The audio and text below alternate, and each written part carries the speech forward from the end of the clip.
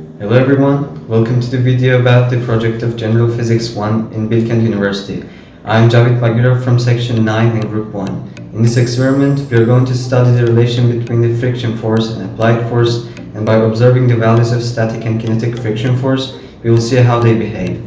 Before we move on, let's examine the tools we are going to need for the experiment. We will use a wooden block with a hook, a custom surface obtained by sticking 3 pieces of tape on the table, masses of 10, 20, 50 and 100 grams, a container with a string to place the masses on, and a scale and a frictionless pulley attached to a wooden board. Now let's see how the setup is done. Firstly, we stick the pulley along with the board to the table and secure it with pieces of tape. Then we link the free end of the string of container to the hook of our wooden block. After this, we get the block ready to move by putting it in the beginning of the smooth surface and make sure that this string passes through the frictionless pulley. After hanging the container from the other end of the pulley, our setup is done.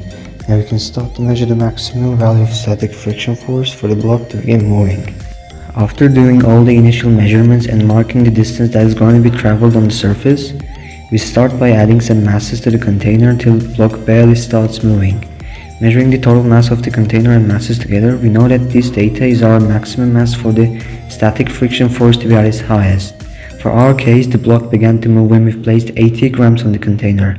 After noting it down, we can now get to observe how the kinetic friction force changes. After adding masses to the container, the block starts to move with an acceleration. As soon as the motion begins, we record the video to find its acceleration from the formula 2 times the distance divided by the square of time derived from the video.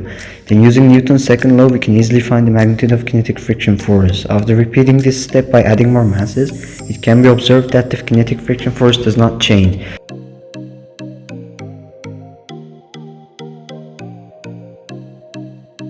This is the final graph of our results.